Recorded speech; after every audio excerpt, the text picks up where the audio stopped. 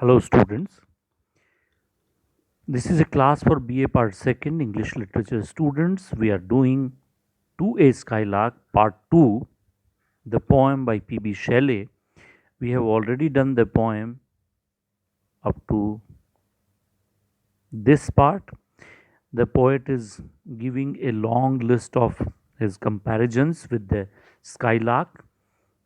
He has already compared the melody of the bird with the rainbow clouds, and he has compared the skylark with a poet.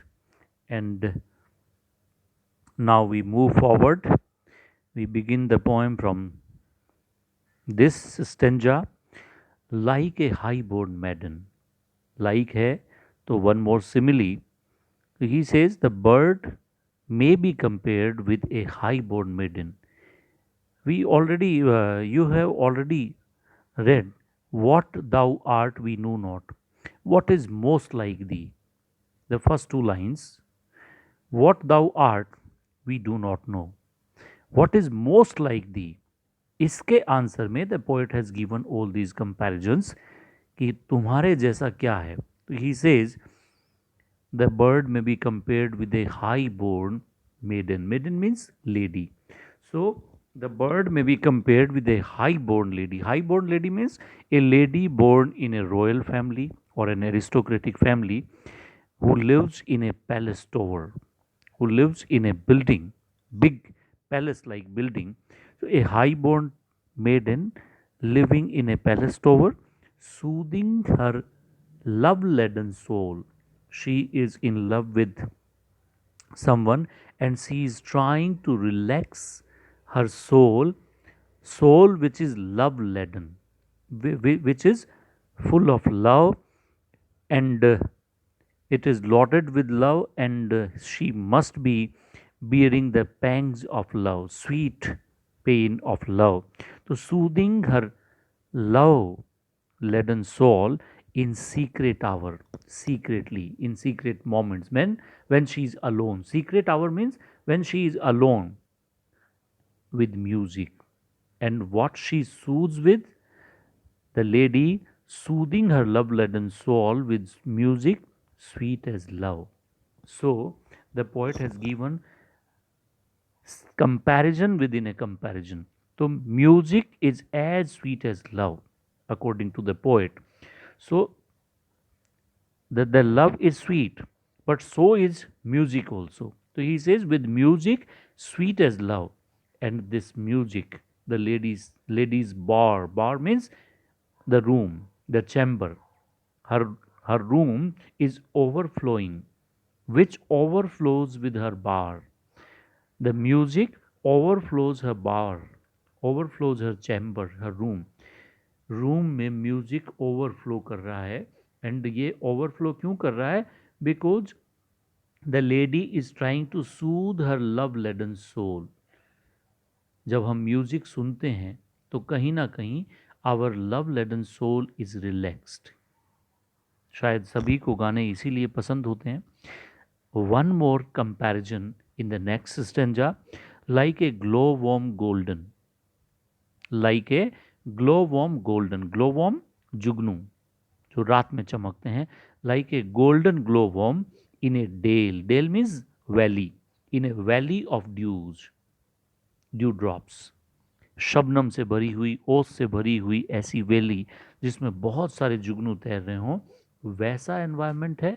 Scattering unbeholden it's aerial hue. Hue means colour. Scattering बिखेरना. Unbeholden, although we are not able to see the firefly, although we are not able to see the glowworm. ये जो जुगनू है ये दिखाई तो नहीं देते original, लेकिन they scatter their hue, they scatter their light, aerial hue. वो जो लाइट है उनकी वो कहाँ? Among the flowers and grass which screen it from the view. और फ्लावर्स उसको ढकते हैं. Screen means cover, hide. So flowers या ग्रास में वो छुपते हैं जुगनू, और वहाँ से only their light, only their colour, only their the golden light is emanated. So You have to remember the poet is trying to compare and find out what is most like the skylark. Skylark के जैसा क्या हो सकता है? And he gives a long list of these comparisons. Like a rose. अब वो अगला comparison किससे है? With a rose. Like a rose embowered. Embowered means covered, चारों तरफ से ढका हुआ है. किसमें? In its own green leaves, अपनी ही पत्तियों में. लेकिन बाई वार्म विंड्स, हवा के कारण. वार्म यहाँ पे नेगेटिव नहीं है, because in England the warmth of the sun is pleasant because it's a cold country. तो बाई द वार्म विंड्स, जब फूल को फ्रेश वार्म विंड्स मिलती हैं तो it is deflowered. The flower is opened, खुलता है और अपनी खुशबू बिखेरता है. कब तक it is deflowered? Till the scent it gives makes faint faint. Till the scent, scent means खुशबू, इट गिव्स, जो खुशबू इससे निकलती है, मेक्स यू फेंट with too much sweet those heavy winged thieves. इसके जो हैवी विंग्ड थीव्स हैं, कौन है? बीज. फूल के चोर कौन है? बीज, मक्खियाँ, मधुमक्खियाँ. तो heavy wing thieves, heavy wing क्यों? क्योंकि उन्होंने उसमें परागकण ले लिए हैं जिनसे वो शहद बनाएंगी. तो मेक्स फेंट with too much sweet those heavy wing thieves, वो जो फेंट हो जाती हैं उसी में रहती हैं, ऐसा. सो ये जो खुशबू है फ्लावर की, that is compared with the music of the skylark.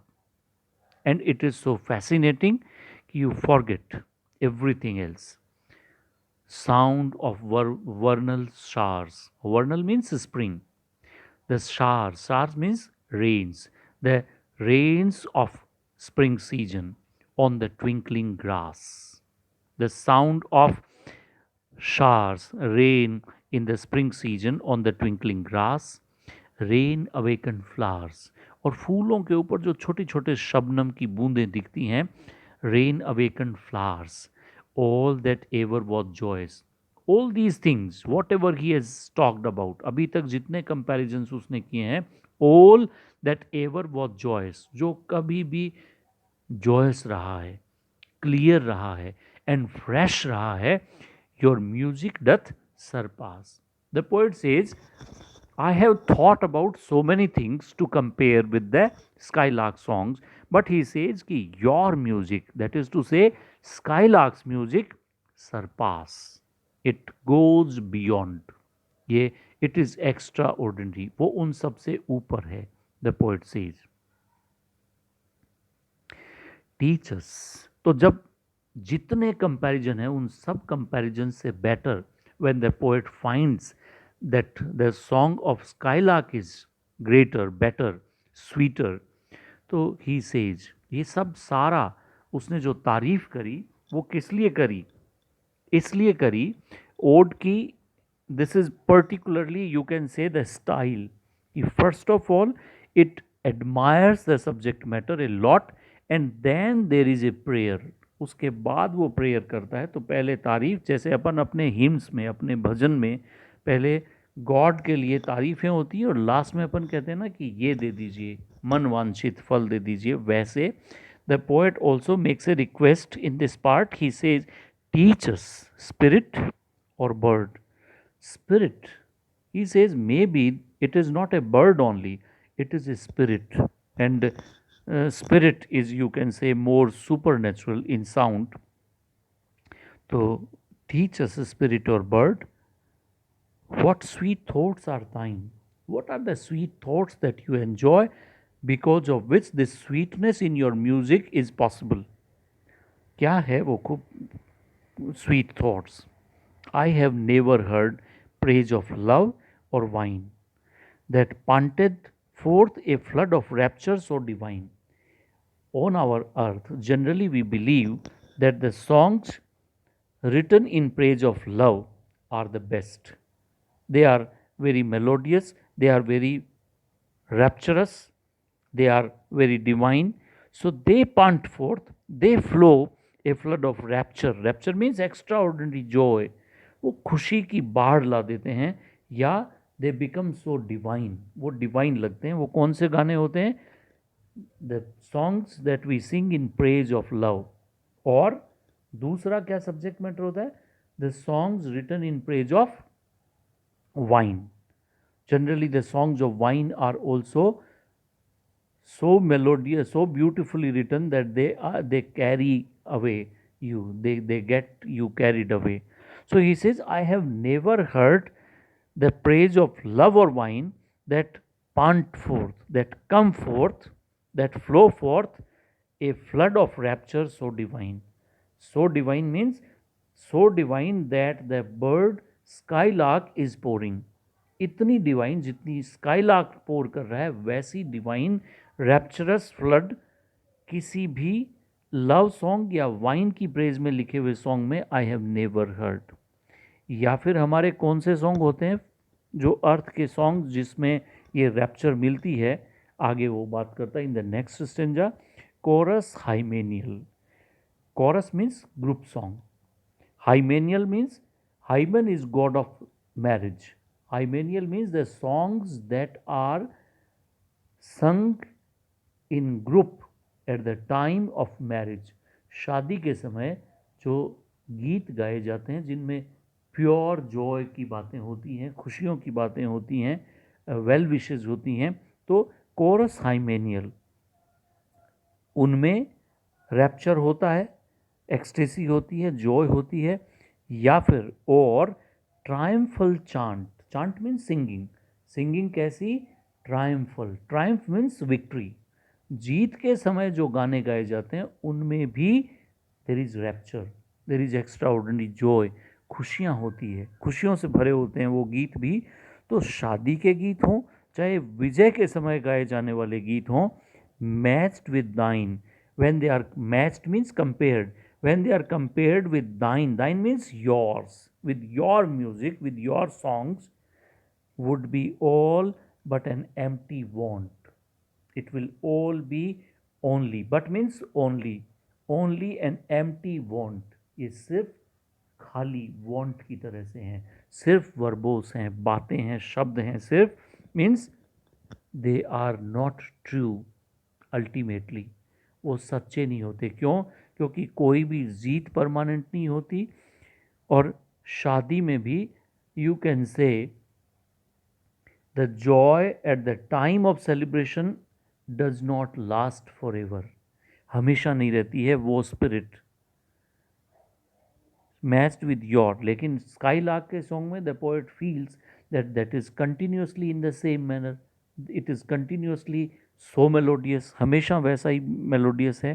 तो इसलिए वो कहता है when compared with your music it is all an empty want, a thing wherein we feel there is some hidden want. Want means missing, कुछ ऐसी चीज़ है। Want means कमी, dearth, कुछ कमी है।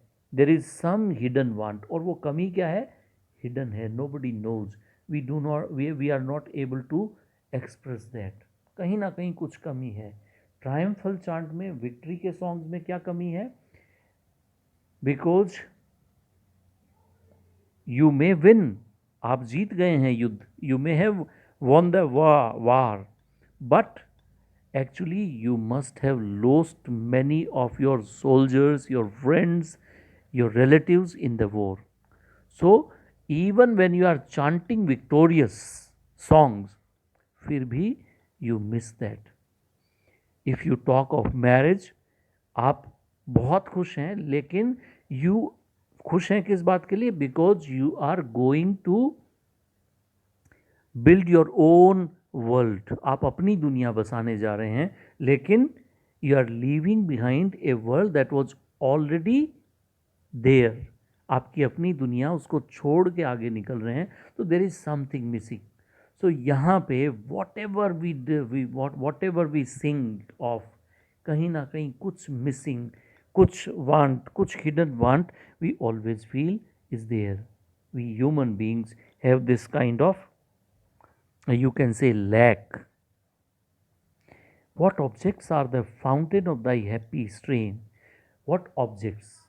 What are the objects which become the fountain of your happy strain? Strain means song.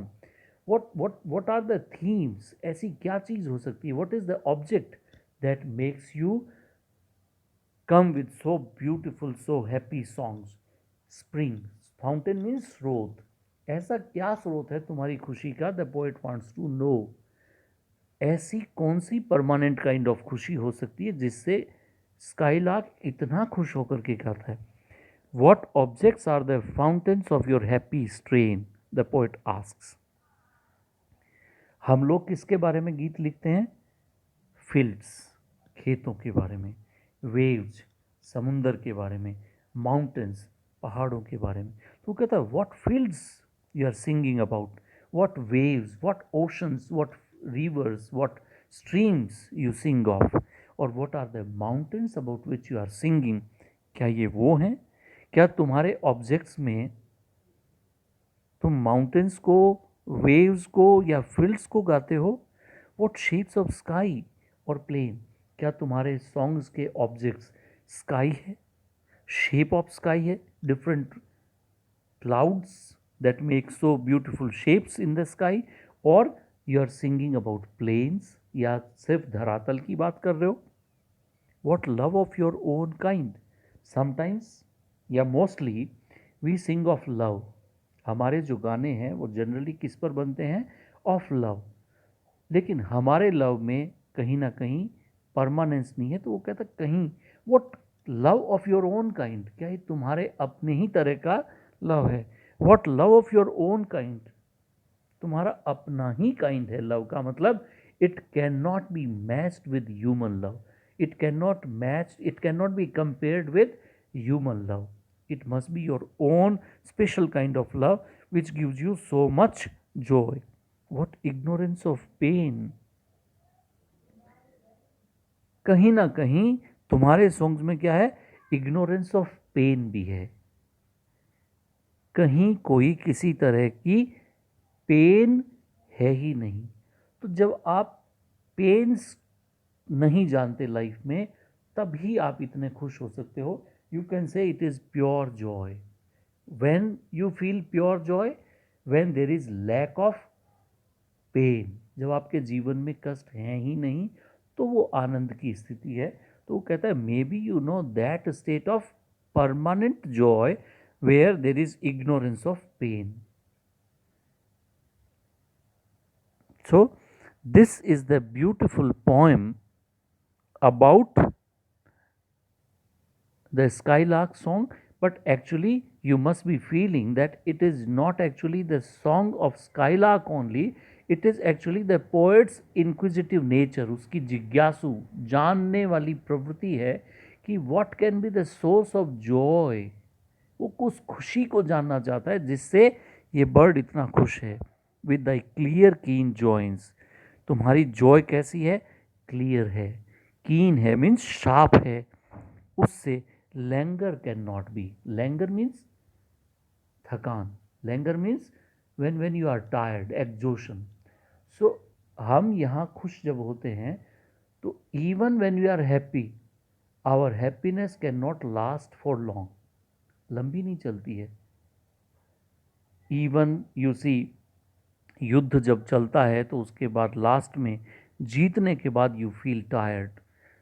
Love में, शादी के बाद, when the celebrations are over you feel tired, means कहीं ना कहीं एग्जॉशन का पॉइंट आता है फॉर द ह्यूमन बींग्स. लेकिन ये कहता है कि your joy is so clear, it is so pure. Clear means pure. Your joy is so pure that there can not be exhaustion from it.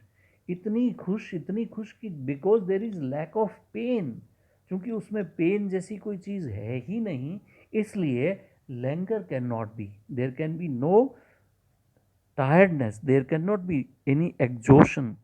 Shadow of annoyance never came near thee, near you. annoyance, annoyance किसको कहते हैं? when we are annoyed we often talk about that. annoy means when जब हम चिढ़ते हैं किसी चीज़ से, when we do not feel happy about something, that is annoyance. जब हम किसी चीज़ से खुश नहीं होते, कहीं ना कहीं कोई चीज़ हमें चिढ़ाती है, परेशान करती है, दुखी करती है, उसको अपन क्या बोलते हैं? annoy होना. लेकिन हम में से हर एक को हर चीज़ कभी ना कभी एक लिमिट के बाद एनॉय करती है ऑन दिस अर्थ। हम बहुत अच्छा खाना खाएंगे तो भी एक लिमिट के बाद जैसे वो खाना हमको एनॉय करने लगता है, हमको नहीं अच्छा लगता। लेकिन द पोएट सेज कि bird is ignorant of this annoyance, shadow of annoyance never came near you, कभी वो छाया तक नहीं आई तुम्हारे पास। दाउ लवेस्ट, तुम लव करते हो, यू लव, है ना। और लव के परे कुछ नहीं बात कर रहा, but never knew love sad satiety. Love की जो सेटिटी है, satiety means the point of satisfaction, that is always sad. इसे कहीं ना कहीं व्हेन वी आर सेटिस्फाइड किसी भी चीज़ से, तब क्या होता है, वो purity of clearness of joy नहीं बच पाती कहीं ना कहीं। until and unless we enjoy it, we become, generally what happens with the human beings in love, they become used to it, it becomes routine।